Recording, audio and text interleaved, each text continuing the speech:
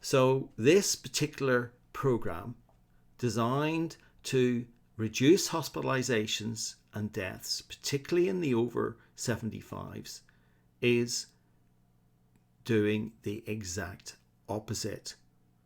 Now, with my current subscriber base, this video will be seen by a few hundred people, but you can change that. If you would like to like, comment, or subscribe, then this video will be pushed out by YouTube to a much wider audience, and then a wider group in society will become aware of what is happening and the risks involved with these procedures. A warm welcome to another Essential Quinn. Today I'm doing an analysis video with particular focus on excess deaths in the over 75s here in the United Kingdom. Now, I published a video on the 6th of June concerning this matter as well. So in effect, this is an update on that video, and it's very timely as it comes now some 7 weeks after the end of the spring medical procedure that was in place and offered to all over 75 years of age. But before getting into the analysis, I'd like to share this short message, and at the end of the analysis I will expound on this further, showing how it relates to us today.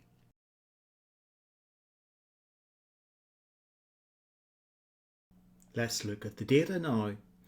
What we're looking at the moment is the trend line for all-cause deaths in all age groups, that's the blue line, compared with the green bars, which are 5-year average death rates.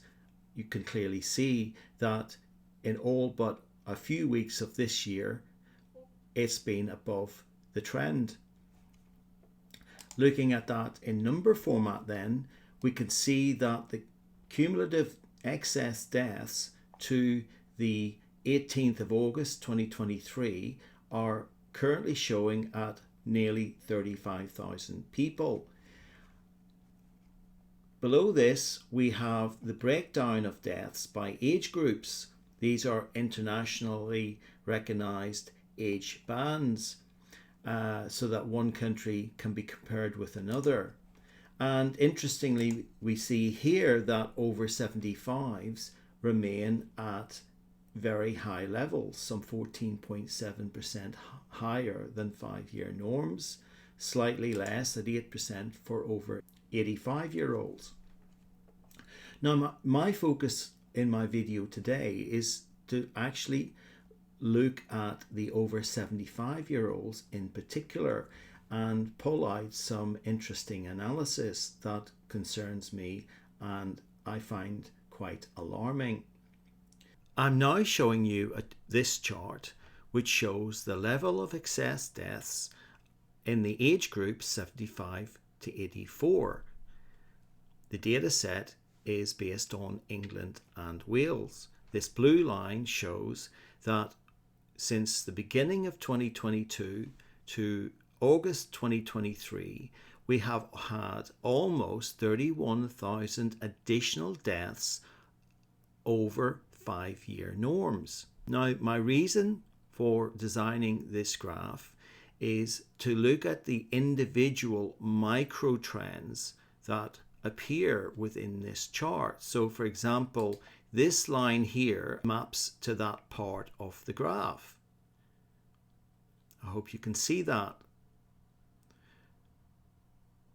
And then this part of the chart maps to this area of the graph.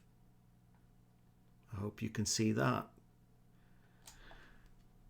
Now, my purpose for drawing these micro trends is to try and understand what effect different medicines and procedures on the population might be having. So in this range here, we have between April and June 2023, we have what is known as the booster program for over 75s.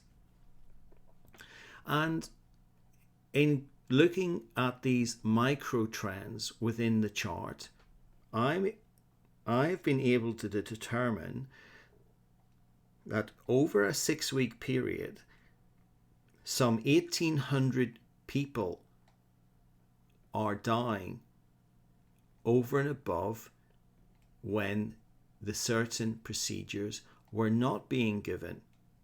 So whereas this procedure is designed to reduce hospitalizations, illnesses and deaths, I believe you can see here that my analysis clearly shows that the opposite is the case, that in fact when this program is in place, they are in fact increasing the level of deaths. We're now looking at the chart for the over 85s, and just as with the 75 to 84 year olds, again I have drawn the trend analysis showing smoothed out trends when certain procedures are in play. As before, we can see that when the procedures are being given, excess deaths increase quite dramatically. And here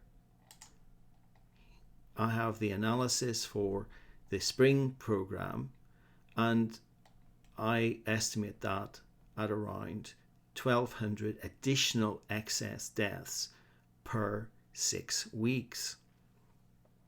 Now, if we take the over 75s and the over 85s combined, that means that we have 3,000 excess deaths per 6-week period, which works out at 500 per week. So this particular program, designed to reduce hospitalizations and deaths, particularly in the over 75s, is doing the exact opposite. Thank you for sticking with my graphic analysis of this subject up until now. I hope you will agree with me that this information appears very alarming, and our over 75s are being placed in extreme risk. The fact that they have to offer these procedures every 2 to 3 months says in itself that these procedures are not effective, and my analysis has shown that they are extremely unsafe. Now, with my current subscriber base, this video will be seen by a few hundred people, but you can change that. If you would like to like, comment or subscribe, then this video will be pushed out by YouTube to a much wider audience, and then a wider group in society will become aware of what is happening and the risks involved with these procedures. So what has my message I shared with you at the start got to do with what we face today? The message comes from the Apostle Paul in his writings to the church in Corinth. And he says that he is hard pressed on every side, but he's not crushed. And he's not crushed because his faith is in God. He's perplexed, but he's not in despair. I'm perplexed myself at the state of our society, but we must never be in despair. He was persecuted, but he felt God had never abandoned him. And that's so important for us in these trying times. He was struck down, as many today are being struck down with illness, injury, and sadly death. But Paul was not destroyed by any of this. And Paul goes on in 2 Timothy to say further that he believed the Lord would rescue him from every evil attack and will bring him safely to his heavenly home. Paul wrote this a matter of weeks before he was put to death. And here Paul is showing us that with God by our side, we do not need to fear death, and that ultimately God will bring us home to his heavenly kingdom. Now, of course, Paul was being put to death for the verse which I'm going to read to you now from Romans 10 verse 9. This was a letter to the Roman Christians, and he says, if you declare with your mouth Jesus is Lord and believe in your heart that God raised him from the dead, you will be saved. The Romans chose to murder, to execute Paul for this belief. So the message is simple. We must put our faith in God, particularly our faith in the Lord Jesus Christ, who alone can save us, both from all trials and ultimate eternal death. Let me leave you with this verse from the Lord Jesus Christ himself. Peace I leave with you, my peace I give to you. I do not give to you as the world gives. Do not let your hearts be troubled, and do not be afraid.